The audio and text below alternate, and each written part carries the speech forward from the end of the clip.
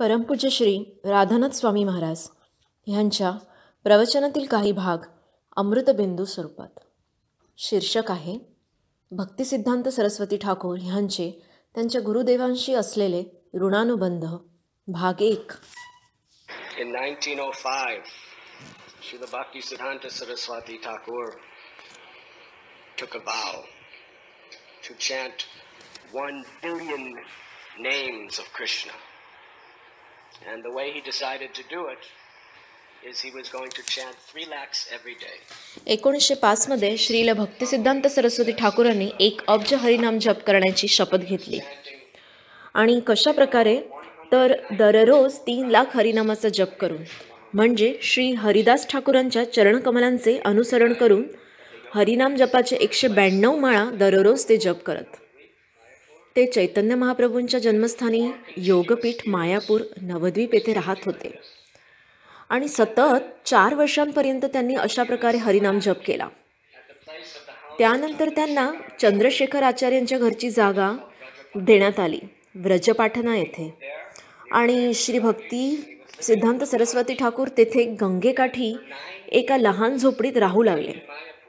अशा प्रकारे 9 वर्षपर्यंत मायापूर येथे ते राहत होते आणि दररोज 192 हरिनाम जपाच्या माळा ते करीत, जोपर्यंत त्यांनी 1 अब्ज हरिनाम जपाचा त्यांचा प्रण पूर्ण केला नाही तोपर्यंत.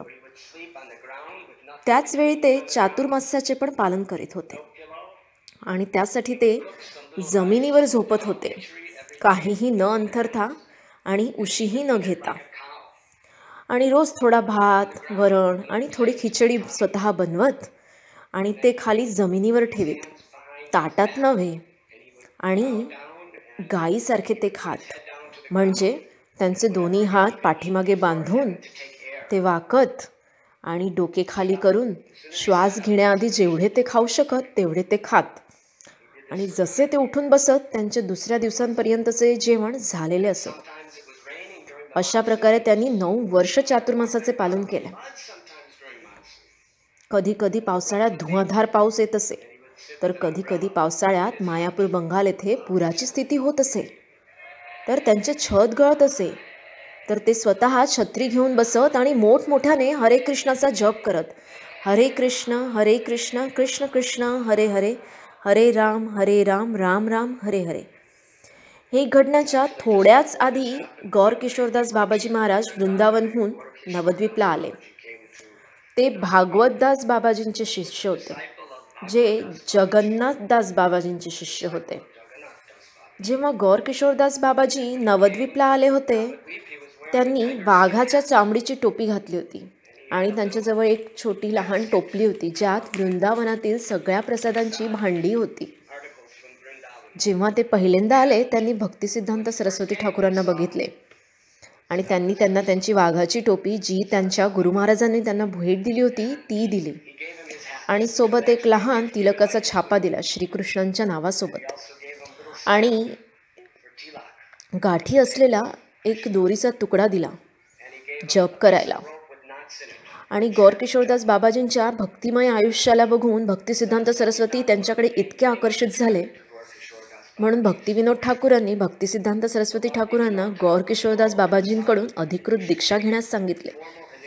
कारण योग्य गुरूंचा आश्रय घेतल्याशिवाय योग्य आध्यात्मिक प्रगती करता येत नाही, कारण तो भगवंतांच्या कृपेचा दुवा आपल्याला दीक्षेच्या प्रक्रियेतूनच प्रदान केला जातो. म्हणून भक्तिसिद्धांत सरस्वती ठाकूर गौर किशोरदास बाबाजींकडे गेले आणि मोठ्या नम्रतेने आणि भक्तिभावाने त्यांनी त्यांना विनंती केली की त्यांनी त्यांना दीक्षा द्यावी म्हणून. पण गौर किशोरदास बाबाजींनी त्यांच्या संपूर्ण आयुष्यात कुणालाच दीक्षा दिली नव्हती आणि कुणाला दीक्षा देण्याची त्यांची तसूभरही इच्छा नव्हती. आणि गौर किशोरदास बाबाजी निरक्षर होते, त्यांना त्यांचे स्वतःचे नाव देखील लिहिता येत नव्हते आणि ते वाचूसुद्धा शकत नव्हते. आणि भक्तिसिद्धांत सरस्वती ठाकूर तर जगातील मोठे विद्वान पंडित होते. म्हणून गौर किशोरदास बाबाजी म्हणाले, मी तुझा गुरु कसा बरं होऊ शकेल? तुम्ही इतके उच्च शिक्षित आहात आणि मी एक यतकिंचित मनुष्य.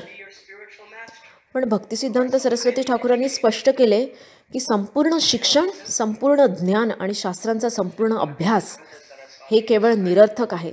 जोपर्यंत मी या सगळ्यांचा उपयोग तुमच्यासारख्या महात्मांच्या सेवेत करणार नाही तोपर्यंत. म्हणून कृपा करून माझा स्वीकार करा. पण गौर किशोरदास बाबाजींनी दीक्षा देण्याचे नम्रपणे नाकारले. पण भक्तिविनोद ठाकूर भक्तिसिद्धांत सरस्वती ठाकूर यांना वारंवार आग्रह करीत होते की त्यांनी गौर किशोरदास बाबाजींकडून दीक्षा घेतलीच पाहिजे. म्हणून भक्तिसिद्धांत सरस्वती ठाकूर परत गौर किशोरदास बाबाजींकडे गेले आणि अतिशय प्रामाणिकपणे, नम्रतेने आणि भक्तिभावाने गौर किशोरदास बाबाजींना विनंती केली. यावर गौर किशोरदास बाबाजी म्हणाले, मी माझ्या संपूर्ण आयुष्यात कोणालाच दीक्षा दिलेली नाही आणि माझी तशी इच्छा पण नाही. पण तू मला इतक्या प्रामाणिकपणे दीक्षा मागतोय, तर मी स्वतः जेव्हा चैतन्य महाप्रभूंशी बोलेल तेव्हा मी त्यांना तुझ्याबद्दल विचारेल. तर काही दिवसानंतर भक्तिसिद्धांत सरस्वती ठाकूरांनी गौर किशोरदास बाबाजींना विचारले की तुम्ही चैतन्य महाप्रभूंशी बोलले का? तर गौर किशोरदास बाबाजी म्हणाले, हो, मी चैतन्य महाप्रभूंशी बोललो. तर भक्तिसिद्धांत सरस्वती ठाकूरांनी उत्सुकतेने विचारले, मग काय म्हणालेत ते? तर गौर किशोरदास बाबाजी म्हणाले की मी तुझ्याबद्दल त्यांना विचारायला विसरलो. तर भक्तिसिद्धांत सरस्वती ठाकूर म्हणाले, कृपा करून जेव्हा पुन्हा तुम्ही चैतन्य महाप्रभूंना भेटाल तर माझ्याबद्दल नक्की विचाराल. त्यानंतर दुसऱ्यांदा जेव्हा भक्तिसिद्धांत सरस्वती ठाकूर गौर किशोरदास बाबाजींना भेटले तर त्यांनी विचारले की चैतन्य महाप्रभूंनी काय म्हटले? तर गौर किशोरदास बाबाजी म्हणाले की चैतन्य महाप्रभूंनी सांगितले की मी तुला दीक्षा द्यायला नको. हे ऐकून भक्तिसिद्धांत सरस्वती ठाकूर रडायला लागले. खऱ्या नम्रतेचे अश्रू त्यांच्या डोळ्यातून वाहू लागले आणि ते म्हणाले की मी किती पतित आहे, की भगवंतांच्या कृपेला मी पात्र नाही, मी तुमच्या कृपेला पण योग्य नाही. श्री चैतन्य महाप्रभू आणि तुमच्यासारखे त्यांचे प्रतिनिधी जे सर्वाधिक पतित लोकांना कृपा द्यायला आले आहेत, पण मी इतका पतित आहे, मी इतका पापी आहे की माझा तुमच्या कृपेवर अधिकार नाही. म्हणून भगवंतांच्या कृपेशिवाय माझ्या आयुष्याचा काय उपयोग? मला जगण्यासाठी कोणतेही कारण दिसत नाही. आध्यात्मिक गुरुशिवाय आणि भगवंतांच्या कृपेशिवाय हे मनुष्य जीवन एक अंधकारमय शून्यच आहे. अशा प्रकारे गौर किशोरदास बाबाजींच्या समक्ष अश्रूंच्या डोहात त्यांनी त्यांचे आयुष्य संपवण्याचा निर्णय घेतला. आणि गौर किशोरदास बाबाजींनी जेव्हा भक्तिसिद्धांत सरस्वती ठाकूरांची भगवंतांना शरण जाण्याची आणि त्यांची कृपा प्राप्त करण्याची खरी प्रामाणिक उत्कंठा बघितली तर ते म्हणाले, मी तुला आज दीक्षा देईन. तू सरस्वती नदीवर जा, स्नान कर आणि परत ये. तर भक्तिसिद्धांत सरस्वती ठाकूर नदीवर स्नान करायला गेले. त्यांनी स्नान केले आणि त्या शुभदिनी श्रील गौर किशोरदास बाबाजींनी त्यांना दीक्षा दिली. आणि त्यांच्या संपूर्ण आयुष्यात त्यांनी आणखीन कोणालाच दीक्षा दिली नाही. एकदा नवद्वीपमध्ये लोक गौडीय वैष्णवांची टीका करीत होते की त्यांच्या गायत्री मंत्रामध्ये गौर गायत्री मंत्र आहे. तुमच्यापैकी ज्यांची दुसरी दीक्षा झाली आहे त्यांना गौर गायत्री मंत्र माहीत असेल. ते 2 आहेत. ते म्हणत हे अधिकृत नाही, कारण चैतन्य महाप्रभू हे स्वयं भगवंत आहेत यावर त्यांचा विश्वास नव्हता. ते त्यांना ईश्वराचा प्रेषित संदेष्टा, एक विद्वान शिक्षक आणि एक शक्तिशाली संन्यासी म्हणून स्वीकार करीत होते. पण ते म्हणत होते की चैतन्य महाप्रभूंमध्ये असे काय आहे की तुम्ही त्यांना भगवंत मानता? ही चर्चा फक्त नवद्वीपमध्येच होत नव्हती, तर वृंदावनात सुद्धा हे चालले होते.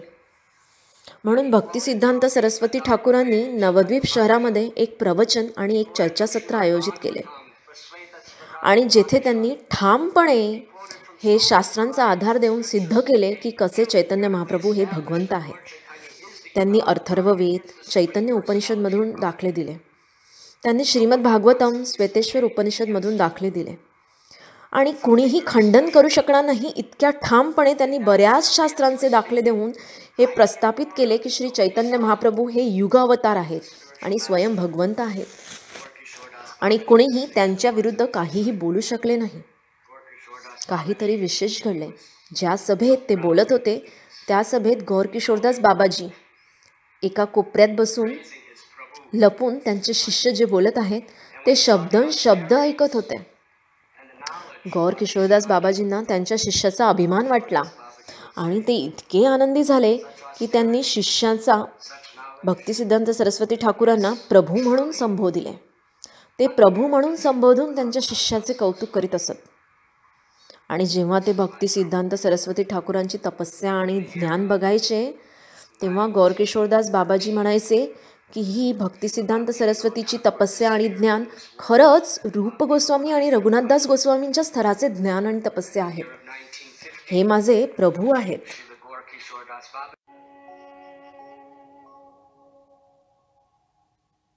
You were listening to Radhanath Swami on thesacredconnect.com.